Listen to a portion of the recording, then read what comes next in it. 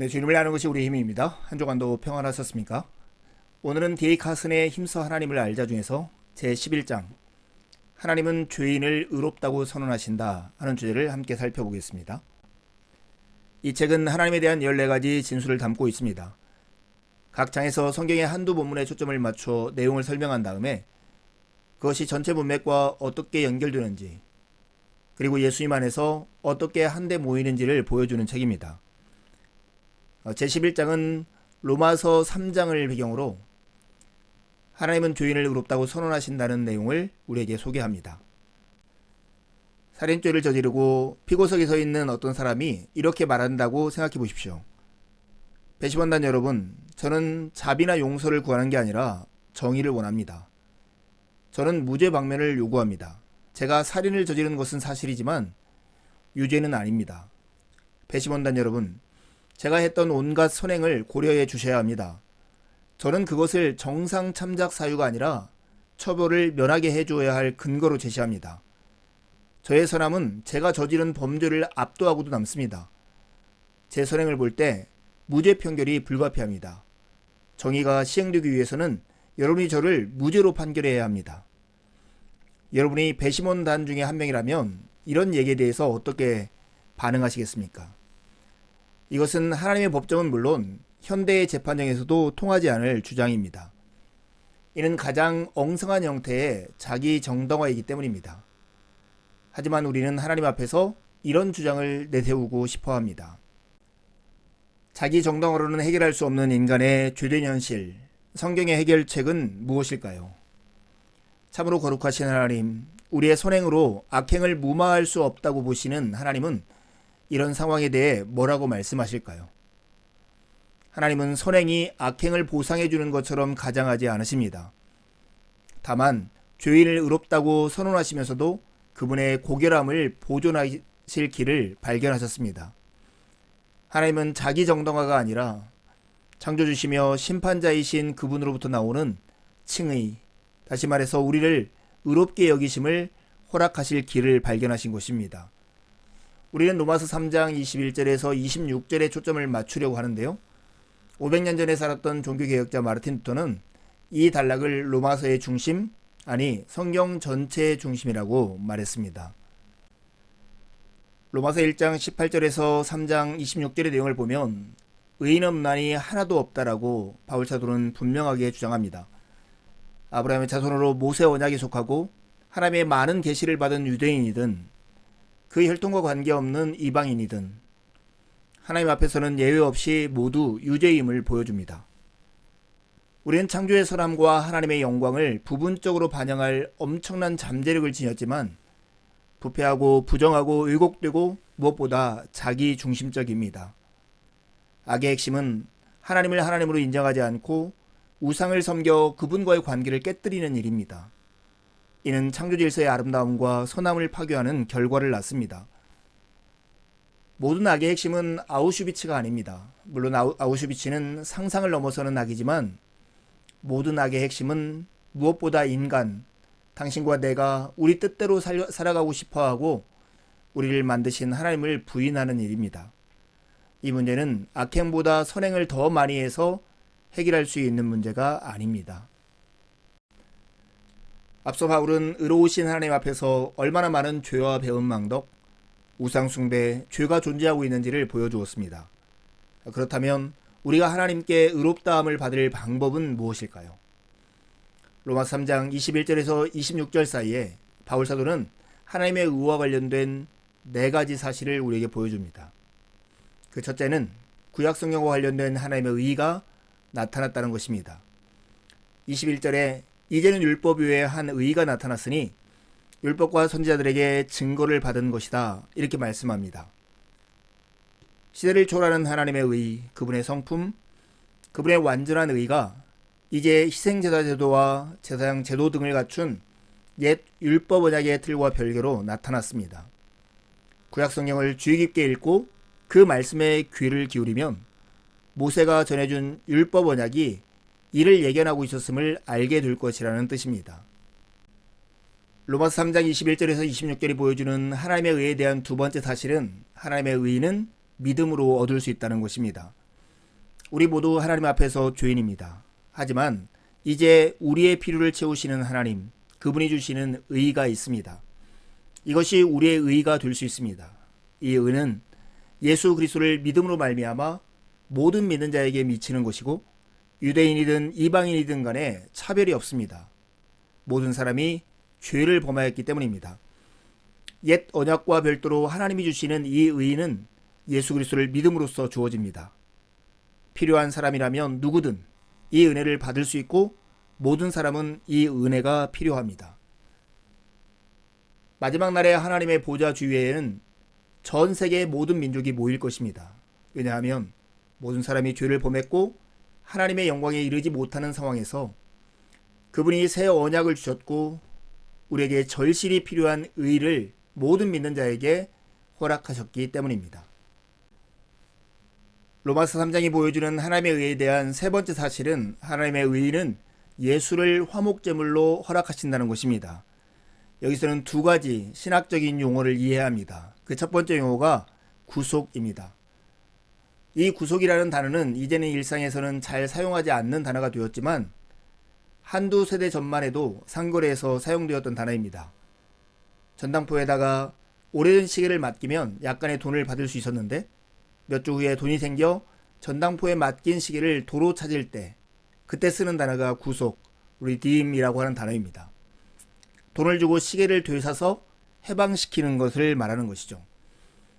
바울이 지금까지 말한 내용이 바로 이것입니다. 우리도 구속을 받았습니다. 죄의 노예 상태에서 해방된 것입니다. 하나님이 값을 치르고 우리를 도로 사셨고 그 덕분에 우리는 노예 상태에서 벗어나 자유롭게 되었습니다. 사실 바울이 주장하는 것은 우리 모두가 그리스도 예수 안에 있는 속량, 곧 구속으로 말미암아 하나님의 은혜로 값없이 의롭다 하심을 얻은 자가 되었다는 것입니다. 우리 모두는 의롭다 하심을 얻었습니다. 하나님 앞에서 의인이라고 의롭다고 선언된 것입니다. 하나님의 의에 대한 세 번째 사실, 하나님의 의는 예수를 화목제물로 허락하신다. 여기에서 우리가 기억해야 할 두 번째 신학적 용어가 화목제물입니다. 화목제물은 화목제사에 바치는 제물입니다. 화목제물을 받으실 때 하나님은 우리를 우호적으로 대하십니다. 화목제물은 진노하여 우리를 적대하시던 하나님과 우리 사이를 화목하게 만들어줍니다. 속죄라는 표현을 선호하는 사람들도 있습니다. 속죄는 죄를 탕감하고 씻어버리고 없애는 것입니다. 그러므로 속죄의 대상은 죄입니다. 반면 화목제물의 대상은 바로 하나님이십니다. 하나님이 호의적으로 되시는 것을 말합니다.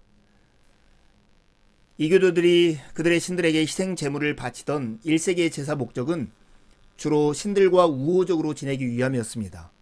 그러나 로마서 3장 25절이 말하는 내용은 상당히 놀랍습니다. 이교적인 사고방식에 따르면 화목제물은 인간 예배자가 신들에게 바치는 것이었습니다. 하지만 이 구절은 하나님이 그리스도를 화목제물로 내놓으셨다라고 말하고 있기 때문입니다. 로마서 3장 21절에서 26절이 보여주는 하나님의 의와 관련된 네 번째 사실은 십자가를 통해 하나님의 의가 드러났다는 것입니다. 하나님이 예수님을 화목제물로 삼으신 것은 자기의 의로우심을 나타내려고 하심이었습니다. 우리를 사랑하고 용서하고 구속하기 위해서만이 아니라 그분의 의를 나타내기 위해서였습니다. 하나님의 정의가 가장 강력하게 드러난 곳은 어디입니까? 다름 아닌 십자가입니다. 하나님의 사랑이 가장 강력하게 드러난 곳은 어디일까요? 십자가입니다. 그곳에서 신이신 예수님이 지옥을 짊어지셨습니다. 그리하여 하나님은 자신의 의로움과 예수 믿는 자들의 의로움을 선언하신 분이 되셨습니다. 하나님이 예수님이라는 렌즈를 통해서 우리를 보신다는 말은 일리가 있습니다. 즉 하나님은 이제 우리의 죄를 예수님의 죄로 보시는데 그분이 우리의 죄값을 다 지불하셨습니다. 하나님은 이제 예수님의 정의, 그분의 의를 우리의 것으로 보십니다. 우리를 의롭다고 선언하십니다. 우리가 의롭기 때문이 아니라 하나님이 자기 아들을 우리 죄를 위한 화목제물로 세우셨기 때문입니다. 하나님이 주시는 이 의, 칭의를 받는 길은 오직 믿음뿐입니다. 이 믿음에는 네 가지 강조점이 있습니다. 그 첫째는 믿음에는 자랑할 여지가 없다는 것입니다. 하나님이 우리를 의롭다고 선언하신 것은 우리가 더 많이 노력했기 때문이 아니라 우리가 믿음으로써 하나님의 선물을 받았기 때문입니다. 믿음은 본질상 자랑할 여지가 없습니다. 두 번째 강조점은 믿음은 은혜를 은혜되게 한다는 것입니다. 하나님께 용서받을 수 있는 길은 십자가에서 펼쳐진 그분의 주권적인 은혜에 기대는 것뿐입니다. 우리는 그 은혜를 믿음으로 받습니다. 그래서 믿음은 하나님의 주권적인 은혜를 은혜되게 하는 것입니다. 세 번째 강조점은 유대인과 이방인 모두 믿음으로 구원을 받는다는 사실입니다. 하나님은 믿는 자와 믿지 않는 자 모두의 하나님이실 수밖에 없습니다. 그분은 유대인과 이방인 모두의 하나님이십니다. 우리는 우리 자신이 하나님 앞에서 의롭다는 이 담대한 선언을 믿음으로만 받습니다. 믿음의 네 번째 강조점은 믿음은 구약 성경을 성취하고 지지한다는 것입니다. 이제 율법 언약은 예수님의 십자가와 부활 안에서 성취되고 하나님의 계획 안에서 그 장기적인 목적이 멋들어지게 성취된 것입니다. 믿음은 구약 성경을 성취하고 지지합니다.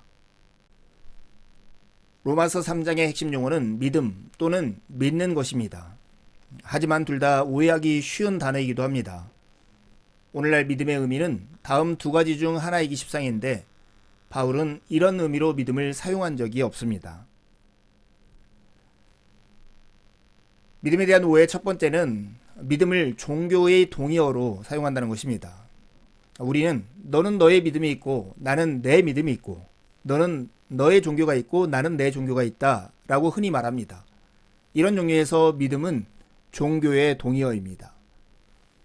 또 다른 믿음에 대한 오해는 믿음을 개인적이고 주관적인 선택이라고 생각하는 것이죠.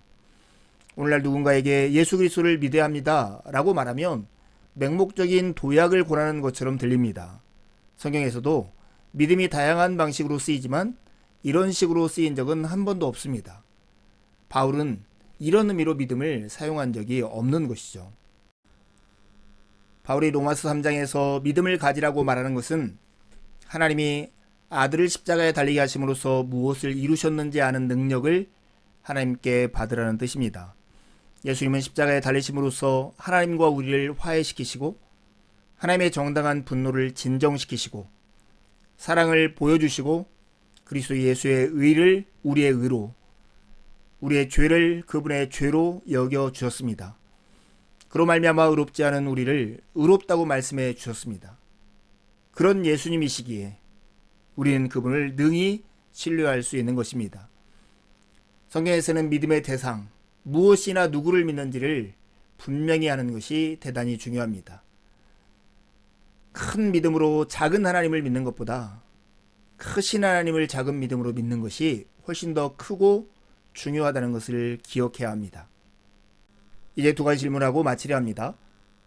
죄인인 우리에게는 율법 외에 하나님의 의가 필요합니다. 하나님의 의에 대한 네 가지 사실은 무엇입니까? 두 번째 질문입니다. 성경이 말하는 믿음에 대한 네 가지 강조점이 있었는데요. 이것을 한번 말해 보십시오. 남은 한 주도 주님의 은혜를 의지해 살고 복된 주일에 함께 만나 기쁨으로 주님을 예배하시죠. 감사합니다.